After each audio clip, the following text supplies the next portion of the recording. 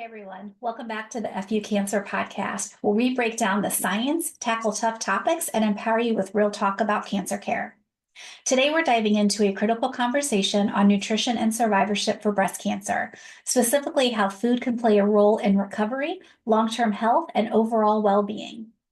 Joining us is Tamar Rothenberg, a registered dietitian nutritionist specializing in nutrition for breast and ovarian cancer thrivers in her Los Angeles-based private practice. She's the author of Cancer Diet for the Newly Diagnosed, an integrative guide and cookbook for treatment and recovery, and has specialized training in vegetarian nutrition and herbal formulations for cancer care from Memorial Sloan Kettering Cancer Center. Tamar also co-facilitated the Coping with Cancer in the Kitchen study at Cancer Support Community, which was published in Nutrients in 2020. We're covering everything from the best foods for healing to the latest research on plant-based nutrition and survivorship. So grab a cup of tea, get comfortable, and let's dive in. Thanks for listening to the FU Cancer podcast. My name is Christina Rollins. I'm a dietitian, mom, and wife to a pretty awesome cancer survivor. We said FU to cancer nearly 25 years ago and are still going strong. I'm excited to share the FU Cancer movement, where we are a community of survivors, fighters, caregivers, and advocates, connecting our shared experiences, passion, and determination to live a holistic and well-balanced life. Stay tuned, because we've got a lot to talk about. Well, Tamar, thank you so much for joining us today on the FU Cancer podcast. How could I not with your name? Yeah. So, what is the driving force behind your commitment to cancer care? Well, I don't think you need to have cancer to treat, obviously, somebody with cancer, but I did have breast cancer myself. So it gave me, I think, a unique perspective on what I call breast cancer survivors, thrivers, what they're going through, the side effects, what their concerns are. So that was very helpful for me for a background to want to, specialize in this field. And then also, really just fighting a lot of these myths, nutrition myths that they come across. And we spend so much time on these myths that, you can't get to the good stuff of how to nourish yourself and how to heal. So that was important to me because people who are confused and may go that route, it's very attractive to think there might be shortcuts, right, to cancer care. They have a very high increased risk of death, fivefold in some cases. And I'm not talking about alternative therapies, complementary therapies like acupuncture, things that are very helpful. I'm talking about all the other stuff you hear that is just not evidence driven, and you're going to spend time on that and delay treatment. So it was really important to me to get in front of that and debunk those things before you're even exposed sometimes. Well, I think that especially in our day and age where there's so much information online, it's everywhere. It's in your face. And I think especially with the algorithms on social media, once you look up one thing or, one of my children will say something next to my iPhone, I'm like, oh, now I'm going to get all these pop-ups of all these things that are just getting constantly pushed. So we do have a lot of nutrition and wellness information that's just flooding us. So based on the evidence, what are the best foods that people should be eating specifically during breast cancer treatment? Right. So, it really depends on the side effects and the treatment. We're getting to more precision nutrition where we can anticipate what some of your side effects are, whether it's chemotherapy, radiation, the newer medications, they have their own types of side effects. So we can get in front of those and try to avoid the era of vomiting all the time. That should not be happening anymore. So we can really help that with nutrition and getting in and treating some of the side effects before they even happen. So it's really about nourishing yourself. So when you're in treatment, I really make the point it's going to be very different from survivorship, right? In treatment, it's a specific nutrition plan to get through those side effects, and the goal is to finish treatment. You finish treatment, you're great, right? Mhm. But and then survivorship is going to look very different. That's when we can get more into the nitty-gritty of foods that really will help you have a great survivorship.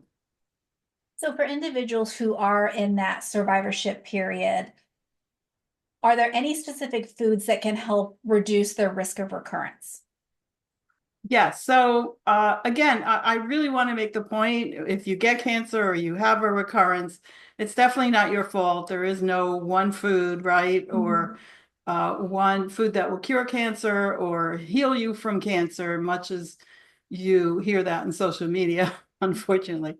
But right. So we have to look at two things. There's breast cancer specific, what we call mortality, meaning living longer because you had breast cancer, or just in general mortality,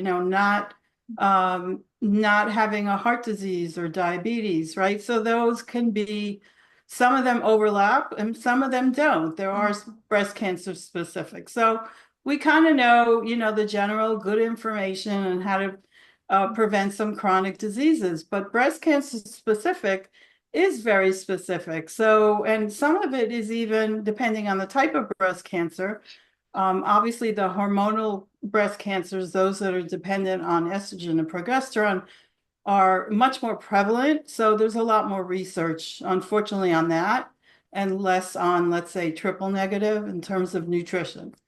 So the specific ones are, number one's going to be fiber, especially for the hormonal cancers, because they reduce the excess estrogen and actually work really well with the aromatase inhibitors and other endocrine disruptors therapy. And then vitamin D level is turning out to be really important, whether you had a good vitamin D level at diagnosis and also keep maintaining a good level, not just a normal level, but a good level after. That seems to be associated with actually living longer. So that's a really easy fix, right? You can supplement. It's really hard to get it through foods, but a supplement is just as good. And then surprisingly, soy. I know there's a lot of myths around soy. Mhm. It is perfectly safe. In fact, it's protective. And especially if you're on a medication like tamoxifen, it helps it work better. So a lot of the times I'm fighting this myth, and it's really unfortunate because it's a great plant protein Mhm. and really works in a different way than we think. It's not a hormone, right? Plant hormones are not hormones.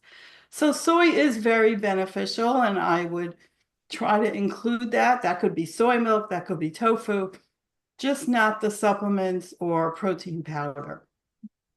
And also because it hasn't been studied as much, it's such a concentrated form of the active ingredient, which is called an isoflavone. So that I would be hesitant to use. But the whole food soy, great source. And then not nutrition related, but physical activity has an amazing effect on reducing your risk of almost everything, right? It's the magic pill. So it doesn't take much. It could be a walk every day. It could be certain exercises, dancing, whatever you like to do and you can maintain every day. You don't have to hit the gym even. It could be a couple of weights at home and things like that. So all those together are really powerful ways to fight cancer. Well, I think there's something to be said too, just for from a mental well-being perspective. You're doing some activities that make you feel good, right? They produce those endorphins and you've got more energy and your body is getting stronger, right? So I think that would all kind of play into it as well. Yes, and you know how years ago they would tell people to just rest, and now we're like, no, don't rest and get out there. Even during chemotherapy, walk outside. That's such a Mhm. mood lifter. Just even a walk to the mailbox, whatever you can manage, is going to help blood flow and Mhm. actually, you know, focus more on the outside than on yourself. That's really very helpful. So, what are some of your kind of go-to meal planning tips specific for breast cancer patients? So, a lot of it is personal. What do you have time for? Are you feeding a family? Are you feeding yourself? A lot of times, I see women take care of everybody else except themselves, right? Mhm. That's what we do. So there is a lot of wonderful benefits to taking care of other people, but you have to really take care of yourself, and that means more time into meal prep.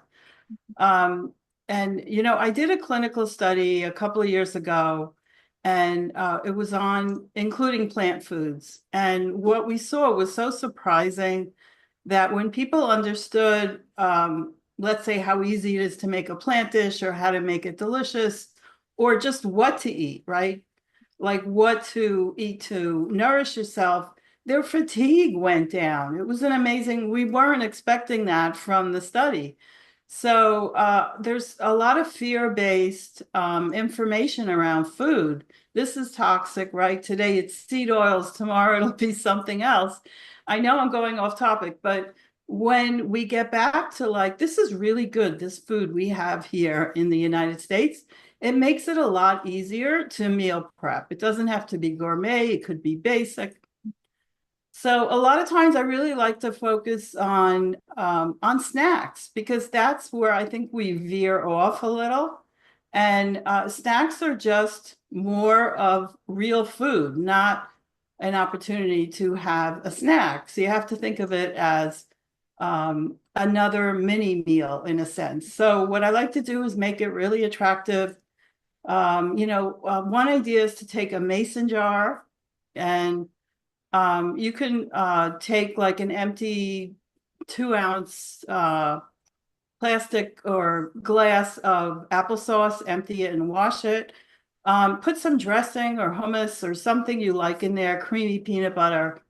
And then fill the bottom of the mason jar with anything you love. It could be fresh vegetables, it could be fruit, and then in that little jar, in that little jar you've inverted into the mason jar, you could put the almond butter, dressing, yogurt. And that's a really fun, you can add more variety. We need more variety. And it's a fun way to make a snack. And then you're kind of feeling a little more refreshed during the day, and maybe you have more time to prepare a better meal. So that's what I like to focus on more, because snacks is kind of where we go, I don't know what to eat. I'll just Mhm. grab this or grab that. So that's one part of it. And then the meal prep depends on your schedule as well. We don't all have the time we want to meal prep. So cook up if you have, like I always go with my clients, how much time do you actually have? Do you have an hour? Okay, you could do a lot in an hour. You can make a pot of rice, you can make steam some sweet potatoes. There are certain things you could do to have it ready to go during the week. Mhm. Well, and I think too, kind of along those same lines, is it's okay to buy some fruits that are prepared, right? If you use like frozen vegetables that are already Oh, ready to yeah. steam or cook, you don't have to make everything from scratch, right? There's different levels of cooking that you can incorporate in your day. Right, absolutely. And yeah, that's such a good point because I bring that up all the time. Canned beans, what a great resource. So let's Mhm. say like a lot of my clients want pasta and they're afraid to eat it. Oh no, pasta, you're not supposed to have. Well, make that pasta, add a can of cannellini beans with a tomato sauce. It's absolutely delicious. You've just upped the fiber and the nutrition, and you can have your pasta. So that's another good strategy to do. Well, I know we've just got a couple minutes left, but I want to ask the question that I hear a lot. Are there any foods that individuals should be avoiding? Like any foods that are off limit during treatment? Well, during treatment, then there's food safety considerations, right? So I would, of course, things like sushi, raw sushi, deli meat should be heated, but I really discourage deli meat for many reasons. And alcohol, right? So those are kind of be the biggies, and whatever affects your side effects. And then in survivorship, yeah, you're going to want to really reduce your alcohol. There is a link with every glass to a higher risk. But the real thing is just getting rid of processed meats. That's they're actually thinking of banning it in Europe at this point. It's just There is no benefit to these processed meats. And I'm not talking about red meat, that's another discussion, but the rolled meats, the sausages, the hot dogs, those have clear cancer-causing links, especially when they're heated. And so it's just, that would be kind of the only thing that I would say, just get rid of it. And we can talk substitutions. There's great substitutions for those. Wonderful. Well, thank you so much for taking time out of your schedule to talk with us. I think you gave us a lot of great things to think about and some really great examples too of how we can incorporate more variety into our diet. So thank you so much for joining me today. Of course, it's a pleasure. Thank you for having me. And listeners, hope you enjoyed this episode. Feel free to check out our website at fucancer.health. And of course, you can like and follow this podcast on Spotify, YouTube, or wherever you access your favorite content. Until next time, I'm Christina Rollins. Thanks for listening.